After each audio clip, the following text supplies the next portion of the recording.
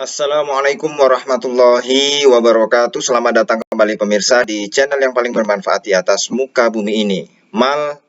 Margo City porak-poranda karena plafon ambruk, 4 orang dilarikan ke rumah sakit ya.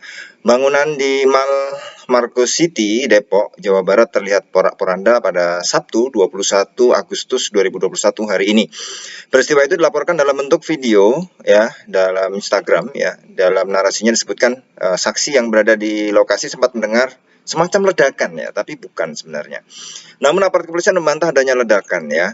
Kapolsek Beji Komisaris Agus Khairon mengatakan peristiwa yang benar adalah ada plafon bangunan Mall Margo City yang ambruk jam 16.30 waktu Indonesia Barat ya.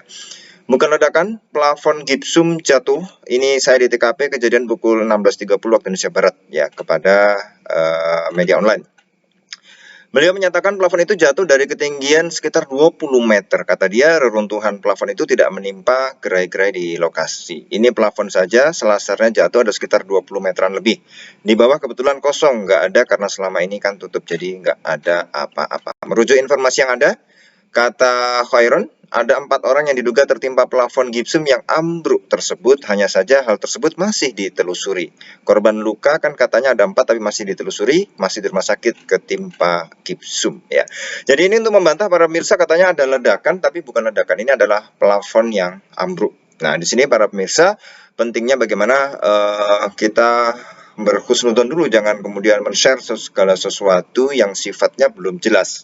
Maka kalau sudah ada kejelasan, nanti mungkin juga dari pihak yang berwajib akan memberikan informasi yang lebih lengkap ya tentang apa yang sebenarnya terjadi di Margonda City ya.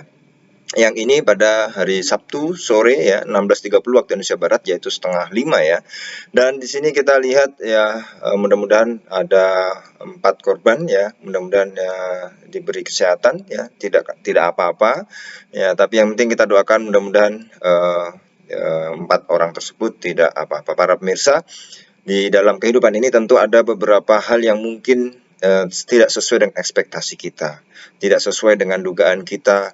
Nah, kita perlunya dalam setiap detik itu mengambil sebuah hikmah ya, yang mana dalam setiap detik itu kita berhusnudzon selalu kepada Allah Subhanahu wa Ta'ala, dan dimana kita mempersiapkan dalam segala bentuk perilaku kita, setiap menit, setiap detik itu kita isi dengan zikir. Ya, kalau nggak zikir ya istighfar, ya istighfar masuk dalam zikir, ya artinya zikir itu adalah mengingat Allah Subhanahu wa Ta'ala. Maka jangan sampai ngelamun, jangan sampai pikiran kosong. Ya, intinya adalah bagaimana kita memanfaatkan setiap detik, setiap menit, setiap jam kita itu adalah dalam rangka ibadah.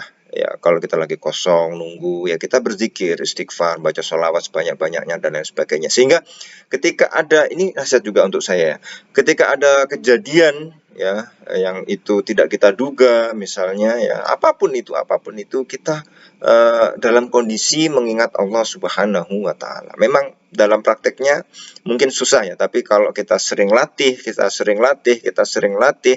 maka ini akan menjadi sesuatu yang baik untuk kita. Ini akan menjadi sesuatu yang bermanfaat untuk kita. Artinya dalam setiap segala kondisi, enak atau tidak enak, ya itu selalu membuat kita untuk ingat kepada Allah Subhanahu wa Ta'ala.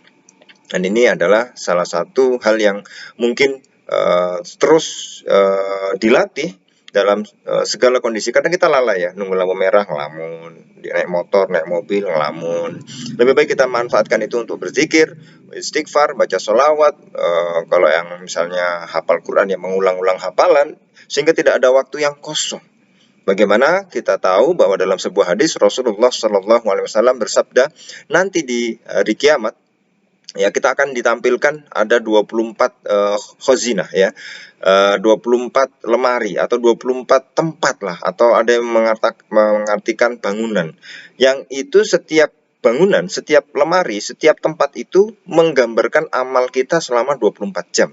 Jadi dalam sejam itu ada yang kosong. Ya. Yang kosong itu adalah lepas atau kita pas lalai tidak berbuat kebaikan, maka bangunannya kosong, ya, lemarinya kosong.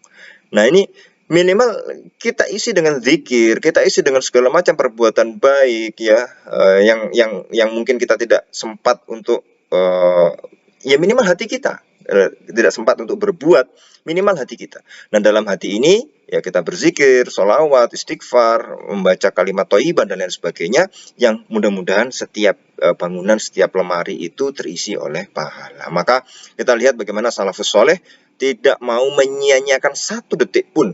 Ya, mereka berlomba-lomba untuk mengisi setiap detik, setiap menit, setiap jam adalah dengan kebaikan. Mudah-mudahan bermanfaat. Apa yang kita lakukan di dalam dunia ini menjadi bekal yang baik, ya, bekal yang banyak, persiapan yang baik untuk hari akhir kelak. Terima kasih. Wassalamualaikum warahmatullahi wabarakatuh.